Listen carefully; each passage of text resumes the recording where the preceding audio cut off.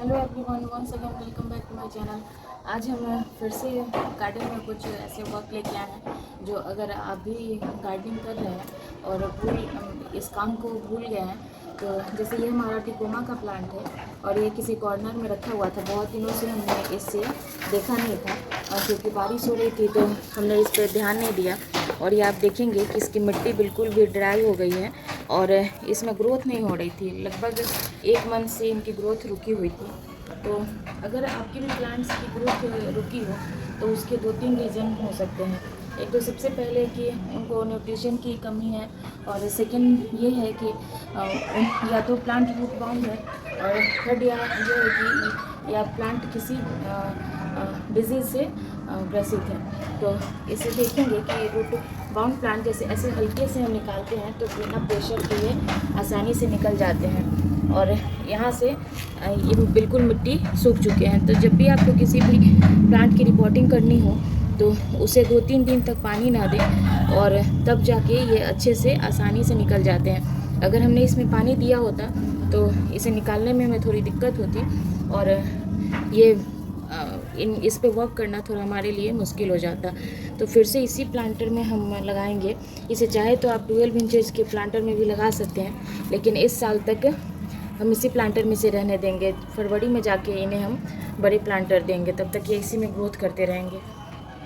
जब भी हम फ्लावरिंग प्लांट को छोटे से प्लांटर में रखते हैं तो वो अपनी फोलिएज को ग्रोथ करने के बजाय फ्लावरिंग करने में ध्यान देते हैं। अगर इसी प्लांट को हम बड़े से गमले में अगर नर्सरी से लाके इन्हें रिपोर्ट कर देते तो एट ए टाइम ये फ्लावरिंग नहीं कर पाते। लेकिन जैसे ही हमने इसे नर्सरी से लाया हुआ था तो 1 से 2 महीने में इसमें फ्लावरिंग शुरू हो गई थी। इसका रीज़न यही था कि हमने इसमें छोटे प्लांटर इसे हमने प्रोवाइड कराया था। तो इस तरह से आप देखेंगे कि इसमें तली में हमने इसमें होल कर रखा है और इसे हम इससे ऐसे कवर कर देंगे, क्योंकि ये अगर कवर नहीं होंगे तो बारिश में सारी मिट्टी और जितने भी हमने कंपोस्ट दिए हुए हैं ये सारे न्यूट्रिएंट इससे बाहर निकल के आ जाएंगे और हमारी मेहनत भी बेकार हो जाएगी और प्लांट और इसमें मिट्टी अगर बैठ गई तो प्लांट के लिए मुश्किल हो जाएगा। और इसी मिट्टी का हम फिर से यूज़ करेंगे, लेकिन इसे अच्छी तरह से हम छान लेंगे मिट्टी को। सबसे पहले इसके नीचे हम कुछ ड्राई लीव्स को रखेंगे। इसकी तली में हमने ये गार्डन के कुछ वेस्ट है लीव्स हैं जिन्हें हम यहाँ रखेंगे। ये बड़े काम के होते हैं। अगर आप झाड़ू सुबह में लगाते हैं, डेली रूटीन में अगर आप ला रहे हैं इन चीज़ों को तो आपको बहुत ज़्यादा मिट्टी की ज़रूरत नहीं पड़ती। अगर 2-4 गमले हों तो मिट्टी अरेंज कर पाना आसान होता है, लेकिन वहीं पर अगर एक साथ 1000 अगर गमले आपने रखे हैं या प्लांट्स रखे हैं तो उसके लिए मिट्टी लाना, वो भी टेरिस पे थोड़ा मुश्किल काम हो जाता है। और ये जो मिट्टी है इसमें जड़ें निकल आई हैं बहुत सारी, तो इसे हम ऐसे करके ये छोटे छोटे पार्टिकल्स इसके ऊपर आ जाएंगे। इसे हम यूँ करके छान लेंगे। जब हम दिल से अपने गार्डन में प्लांट्स की देखरेख करते हैं तो वो काफ़ी खुश रहते हैं और उनकी हर चीज़ की हमें खबर होती है। जैसे तैसे प्लांट अगर लगा दें तो प्लांट्स भी हमारे खुश नहीं रह पाते हैं। इस तरीके से आप देख रहे हैं कि कितने वेस्ट हैं ये सारे। ये कंपोस्ट बिन में जाएंगे और हमने यहाँ से जो डेली ये सारे खरपतवार हैं वो निकालना मेरे डेली के रूटीन में है। तो इसे भी इस तरीके से मिट्टी हमने इसे बना लिया है और इस मिट्टी में हमने 2 मुट्ठी के लगभग कोकोपीट का भी इस्तेमाल किया है और थोड़ी सी ट्राइकोडर्मा का। ट्राइकोडर्मा जो कि फंगिसाइड पाउडर होता है और वो हमारे मिट्टी में होने वाले कोई भी संक्रमण को रोकने में काफ़ी हेल्प करता है। तो इससे हम ये जो मोटे पार्टिकल्स हैं इस तरह की, इसे आप कंपोस्ट बिन में डाल दें तो आपको कुछ टाइम बाद ये कंपोस्ट बनकर रेडी हो जाएंगे। और चूँकि हम कंपोस्टिंग करते हैं तो उसके लिए ड्राई मटेरियल की ज़रूरत होती है। कंपोस्टिंग में आप जितने सूखे मटेरियल रखते हैं, जितने आप किचन वेस्ट रखते हैं, उससे दुगनी मात्रा में आपको ड्राई मटेरियल रखने की ज़रूरत पड़ती है। तो उसमें ये काफ़ी काम आ जाते हैं। और इस तरीके से इसमें 60% तक हमने इसे फिल कर लिया है। उसके बाद हम ऐसे लगा के इसमें देखेंगे ये सेट हो गया है। और इसमें ऊपर से हम वर्मी कंपोस्ट डालेंगे, चूँकि हमने मिट्टी में नहीं डाला है। और वर्मी कंपोस्ट कभी भी डालें तो आप अगर पहले से मिट्टी बनाए हुए हैं तो ठीक है, वरना आप इस तरीके से भी वर्मी कंपोस्ट का इस्तेमाल कर सकते हैं। फ्लावरिंग प्लांट है, ये हेवी फिगर प्लांट होते हैं, इसलिए हमने इसमें थोड़ा सा स्टोन डस्ट का भी इस्तेमाल किया है, बोन मील का इस्तेमाल किया हुआ है। और थोड़ी मात्रा में ये सीवीड ग्रैनुअल है, इससे पौधों की जड़ों को खाना पहुंचाने में पत्तियों तक काफ़ी ये आसानी से प्रोवाइड कराते हैं, तो आप इनका भी इस्तेमाल आप कर सकते हैं। सीवीड बहुत ही अच्छा ऑर्गेनिक फर्टिलाइज़र होता है। और जब आप ऑर्गेनिकली अपने गार्डन में प्लांट्स लगाते हैं तो आपके प्लांट्स, आपके गार्डन सुबह सुबह आप आके देखेंगे तो बहुत सारे बर्ड्स और बहुत सारे पॉलिनेटर्स आके बैठते हैं। अगर वहीं हम केमिकल का यूज़ करते हैं तो ये सारे हमारे गार्डन से गायब हो जाते हैं। इस तरीके से इसमें ऐसा प्रेस कर देंगे क्योंकि इसमें एयर पॉकेट ना बने और हमारी जड़ों को, इन प्लांट्स की जड़ों को कोई नुकसान ना पहुंचे। इसमें थोड़ी मात्रा में वुडेस का भी इस्तेमाल करेंगे। ये है हमारा जट्रोफा का प्लांट। इसे लगभग हमने फरवरी में रिपोर्ट किया था, तब से सिर्फ इसमें लिक्विड फर्टिलाइज़र का इस्तेमाल हुआ है। फिर भी ये अच्छे से फ्लावरिंग करते जा रहे हैं, लेकिन जो ग्रोथ होनी चाहिए वो ग्रोथ नहीं हो पा रही है। तो इसको आज हम फर्टिलाइज़ करेंगे। ऐसे आप ऐसे गुड़ाई करके देखेंगे तो अगर प्लांट आपके रूट बाउंड रहेंगे तो इनकी जड़ें यहाँ से निकलनी शुरू हो जाएंगी, लेकिन ये अभी चलेंगे, फरवरी मार्च तक ये आसानी से चल जाएंगे। तो इनमें सिर्फ फर्टिलाइज़र देने की ज़रूरत है। और इस तरीके से सबसे पहले गुड़ाई करें और फर्टिलाइज़ करने से 1-2 दिन पहले पानी ना दें, वरना ऐसे आपको गुड़ाई करने में काफ़ी दिक्कत होगी और आपको शायद अच्छी भी ना लगे। तो इस तरीके से।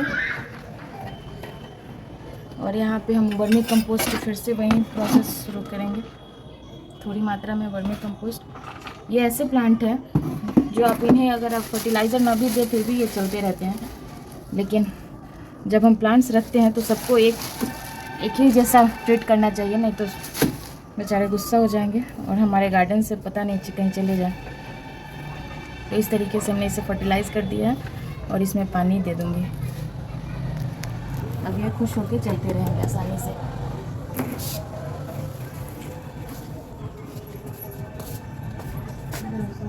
देने का काम हो रहा है। ये गोरी चोरी का प्लांट है, ऑरेंज टिकोमा जो होता है, इस बड़े बड़े ये पेड़ में डेवलप होते हैं, लेकिन हमने इसे छोटे पेड़ का ही लुक दिया हुआ है। नीचे से इनकी ब्रांचेस कट कर दी थी और ये जैसे बोनसाई बनते हैं ना, उसी तरीके से हमने इसे लुक देने की कोशिश की है। तो इसे भी यूँ करके थोड़ी मात्रा में कंपोस्ट, थोड़ी सी बोन मील और थोड़ी मात्रा में सीवीड। आप एक बार अगर सीवीड खरीद लेते हैं तो आपको 1 साल तक आसानी से सारे प्लांट्स के लिए चल जाएंगे, आपको जल्दी जल्दी खरीदने की ज़रूरत नहीं पड़ेगी। तो ये भी प्लांट्स हमारे अच्छे से अब फ्लावरिंग करेंगे। इनकी ग्रोथ देख सकते हैं आप, काफ़ी अच्छी हो रही थी, लेकिन इनमें फ्लावरिंग नहीं हो रही है। 1 महीना पहले इन्होंने फ्लावरिंग की थी, उसके बाद से ये सिर्फ ग्रोथ ले रहे हैं और इसके लीव्स भी डैमेज लग रहे हैं। तो इसमें न्यूट्रिएंट्स की कमी है, इसीलिए हमने आज इसे कंपोस्टिंग की है। यह है क्राउन ऑफ थ्रोन, जो इफोर्बिया मिली भी इसे कहते हैं।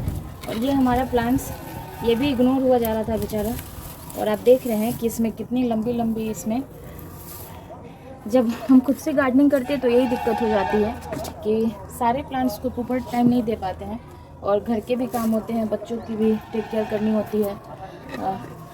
तो ये सर गार्डनिंग का ऐसा काम है जो आप बिल्कुल फ्री होके आप करेंगे, तभी जाके आप 24 आवर इसमें आपको टाइम देना पड़ेगा। इस तरह से इसकी फ्लावर्स सूख चुकी हैं तो इनकी हम डेड हेडिंग कर लेंगे। ये देखने में अच्छे नहीं लग रहे हैं, इनकी कटाई छटाई कर देंगे तो ये फिर से और यूफोर्बिया मिली एक ऐसा प्लांट है जिनकी इस तरह की शेप निकलती हैं, और अगर आप इसे टच करके अपने आईज़ को या स्किन को टच करेंगे तो इचिंग प्रॉब्लम भी हो सकती है। तो इसे आप जब भी ट्रीट करें तो पूरी तरह से प्रिकॉशन लेके करें। और इसमें बड़े बड़े कांटे भी होते हैं जो हमारे लिए हार्मफुल हो सकते हैं अगर हम इसमें सावधानी ना बरतें तो। और इस प्लांट को बच्चों की पहुंच से थोड़ी सी दूर रखें, क्योंकि ये जहरीले प्लांटों में से एक है, और इसीलिए इस प्लांट को बच्चों की अगर आपने पेट पाल रखी है तो उससे भी इसे दूर रखें। इस तरीके से सारे इसकी कंपोस्टिंग की जाएगी, ऐसे यूँ ही ये जाया नहीं जाएगा। इसके फूल एक बार खिल जाते हैं तो ये लगभग आपको 1 से 2 महीने तक ये आराम से इस पर बने रहते हैं। लास्ट में इनकी डेडिंग ही करनी पड़ती है, वरना ये देखने में अच्छे नहीं लगते हैं। और यहाँ से आप देख रहे हैं कि ये लीफ के कलर के ही निकल रहे हैं, लेकिन जब इन्हें आप 6 से 7 घंटे की सनलाइट प्रोवाइड कराएंगे तब जाके इसके फ्लावर्स अपने कलर पे आते हैं। अगर आप इसे सनलाइट प्रोवाइड नहीं कराएंगे तो ये इसी कलर के बने रहेंगे, डल लगेंगे ये बिल्कुल। ये ऐसा प्लांट है जो आपको 7 से 8 घंटा इसे धूप की ज़रूरत पड़ती है। इस तरीके से इनकी गुड़ाई करके इनकी अच्छी फ्लावरिंग के लिए हम इसमें पानी देने की बहुत ज़्यादा ज़रूरत नहीं पड़ती है। आप एक बार इनमें पानी दे दें, उसके बाद से आप कम से कम 10 दिन बाद अगर आप पानी देंगे फिर भी ये प्लांट अच्छे से चलते रहेंगे। ये मुरझाते भी नहीं हैं और जल्दी ख़राब भी नहीं होते हैं। हमने यहाँ से इसे कट कर दिया था और इसे ट्री लुक देने के लिए हमने यहाँ से इसे कट करके बहुत सारे प्लांट्स बनाए थे। तो आज भी इसे मैं कट कर दूँगी, क्योंकि यहाँ से मुझे इस प्लांट की टेक केयर करने में प्रॉब्लम हो रही है। तो इस तरीके से आप इनकी कटाई करके और कम से कम इसे 2 से 3 दिन के लिए इसे सूखने के लिए छोड़ दें, तब जाके इसकी आप कटिंग लगाएं तो बहुत सारी कटिंग आपकी आसानी से लग जाएंगी। ऐसे करने पे प्लांट की टेक केयर करने में आसान होती है और मेरे हाथ में यूँ लगेंगे भी नहीं और ट्री शेप के ये दिखने में भी अच्छे लगेंगे इस तरीके से। और ये ऊपर ऊपर बढ़ते रहेंगे तो काफ़ी सुंदर लगेंगे देखने में। और इस तरीके से जो छोटे छोटे पार्टिकल हैं इन्हें ऐसे करके हटा देंगे।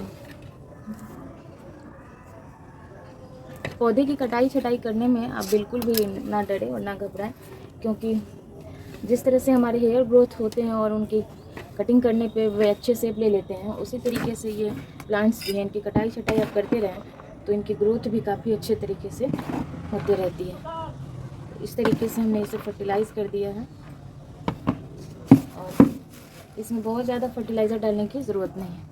और ये हमारे कितने सारे कटिंग्स बन के निकल गए हैं, जिन्हें 2 रोज़ के लिए हम इन्हें सूखने के लिए छोड़ देंगे। धूप में नहीं रखेंगे, इन्हें छाँव में ही रखेंगे, क्योंकि इनके लीव्स ख़राब हो सकते हैं। और आप देख सकते हैं ये प्लांट आप नर्सरी में ख़रीदने जाएंगे तो कम से कम आपको 100 रुपीज़ के तो मिलते ही हैं हमारे यहाँ। तो इस तरीके से हमारे 7-8 प्लांट आसानी से बन जाएंगे। ये हमारा रबर का प्लांट है, ये सारे कॉर्नर में रखे हुए थे, इसीलिए इनमें देखिए कितने सारे घासें निकल आई हैं। हमने एक संडे वीडियो अपडेट में 1000 प्लांट बताया था, तो 1000 से ऊपर तो गमले हैं, लेकिन प्लांट्स 2000 से ऊपर ही होंगे। तो इन सब की टेक केयर करना थोड़ा सा मुश्किल हो जाता है। फिर भी जो प्लांट के शौकीन होते हैं उन्हें कहाँ ये सब समझ में आता है, खरीदते जाते हैं खुद से। और इनकी भी ये देखिए रूट बाउंड हो चुकी हैं और ये भी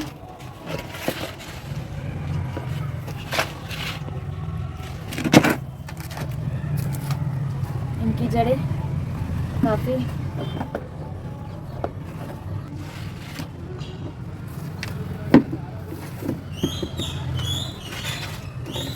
प्लांट पूरी तरीके से रूट बाउंड हो गया है और बहुत ही हार्डी प्लांट होते हैं ये।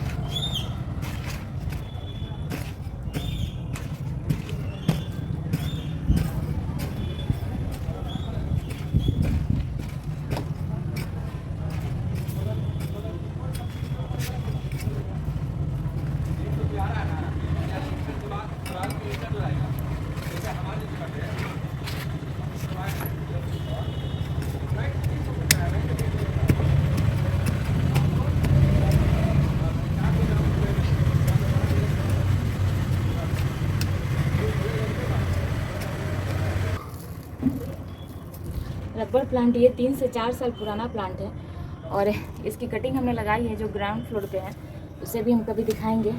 इससे ज़्यादा वो बड़े हो चुके हैं क्योंकि उस पर ज़्यादा उसे हमने बड़े पॉट में रखा हुआ है और इसकी पॉट साइज़ 10 इंचेस की है, इसलिए इनकी स्टेम तो मोटी हो गई है लेकिन ये बहुत ज़्यादा ग्रो नहीं कर पा रहे हैं। तो इसे बोनसाई की तरह हमने डेवलप करने की कोशिश की।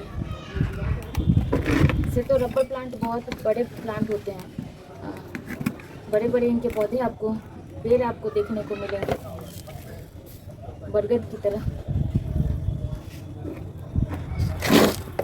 इसमें भी जितने भी वेस्ट हैं ये इनका यूज़ कर देंगे यहाँ पे ताकि बाद में ये कंपोस्ट बन जाए। गार्डनिंग अगर आप करते हैं तो आपके घर से कोई भी ऐसा प्लास्टिक को छोड़ के कुछ भी ऐसा नहीं है जो आप वेस्ट करके फेंक दें उससे, क्योंकि हर चीज़ यूज़ में आ जाता है। प्लांटर से लेके ये छोटे छोटे खरपतवार सारे यूज़ में आ जाते हैं।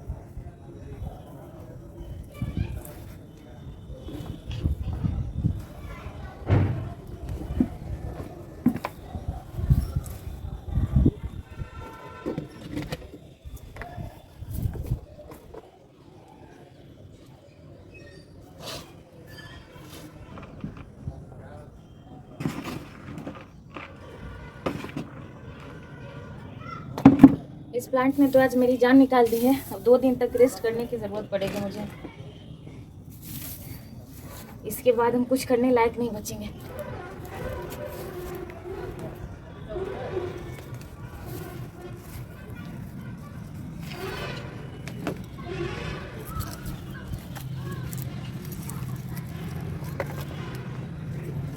ये भी हमारे प्लांट्स बन के रेडी हो चुके हैं। जितने भी ये वीड्स हैं इन सबको कंपोस्टिंग में यूज़ कर लेंगे ताकि इन्हें भी बुरा ना लगे कि मुझे इग्नोर किया जा रहा है। तो आप भी इस तरह की वीड्स को फेंकें नहीं, कंपोस्टिंग में ज़रूर इनका इस्तेमाल करें। मेरी तो हड्डी फसली एक हो गई है इस प्लांट के चक्कर में।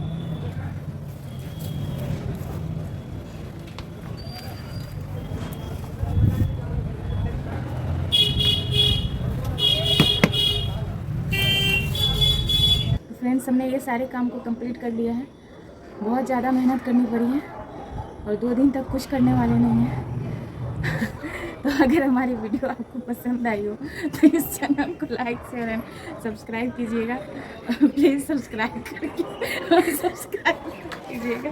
Thank you so much.